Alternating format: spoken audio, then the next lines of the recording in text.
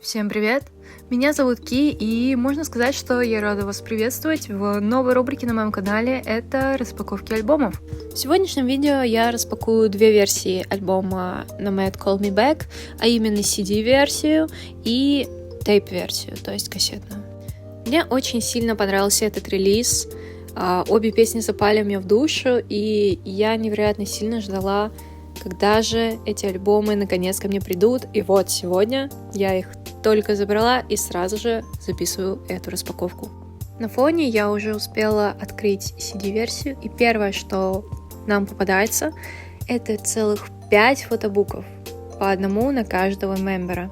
И, как мне кажется, это отличная идея. Я уверена, что уже кто-то делал такое, но я столкнулась с этим в первый раз. Под фотобуком лежали наклейки. Вот такой красивый конвертик с диском. Сам диск выглядит вот так. А в самом конце лежал лирик-постер. И стандартный глянцевый постер. Но какие же они тут все красивые. Здесь я попыталась аккуратно вытащить карты так, чтобы не заспойлерить, кто конкретно мне выпал, но этого не случилось. Хотя, по правде говоря, я не заметила, кто именно там оказался, но провал был довольно близко.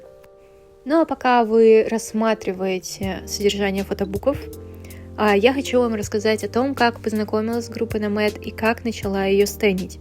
Узнала я об этой группе в декабре 2023 года, как раз тогда у них начался преддебютный промоушен. Я наткнулась на рекламу одного из пабликов, который умер, наверное, где-то через месяц, даже не дожив до дебюта, по-моему, о том, что скоро дебютирует новая группа от бывшего менеджера NCT.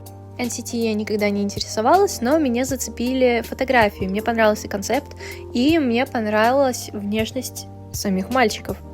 Я подумала, что в целом я могу последить за тем, как проходит их дебют.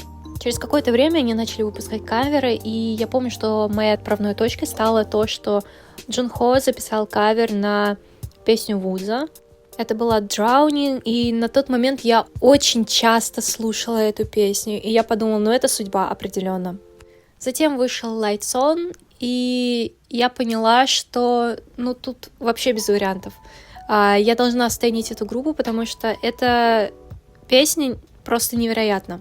Я до сих пор очень сильно ее люблю, и мне кажется, это моя любимая песня Nomad за все время, и мне кажется, она так и останется моей любимой, и даже несмотря на будущие релизы, хотя кто знает, потому что Compare ее практически сместила, она вторая моя любимая песня.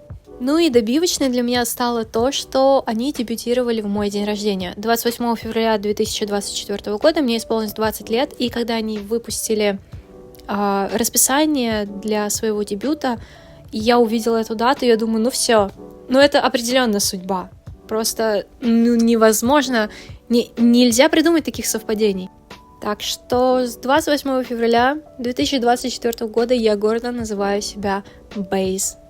Если вы впервые видите эту группу, не знакомы с их творчеством, я искренне советую вам ознакомиться. Их лидер Дой продюсирует все их треки, и вместе с потрясающей, невероятной хореографией это смотрится просто охрененски. Ну а мы переходим к картам, и мне попался фотофильм с Дживоном. Первой картой оказался юнит Риво и Вона. Кстати говоря, Риво и Дой являются моими биасами, и как же мне повезло, что на второй карте попался Дой. В Дой я вообще влюбилась с первого взгляда, и когда я узнала его поближе, то влюбилась просто еще больше. Этот парень невероятно талантлив. Ну а на этом мы заканчиваем распаковку CD-версии альбома. Вот так она выглядит со всех сторон.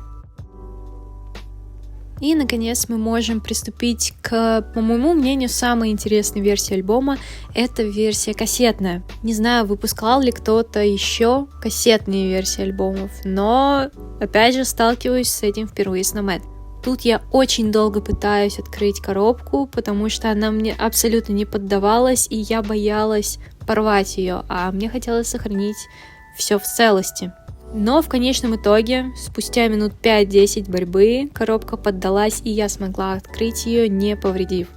Говоря о кассетах, я недавно поняла, что очень сильно хочу собрать коллекцию своих любимых альбомов именно в кассетах. Поэтому я очень рада тому, что этот альбом Nomad стал моей первой кассетой в данной коллекции.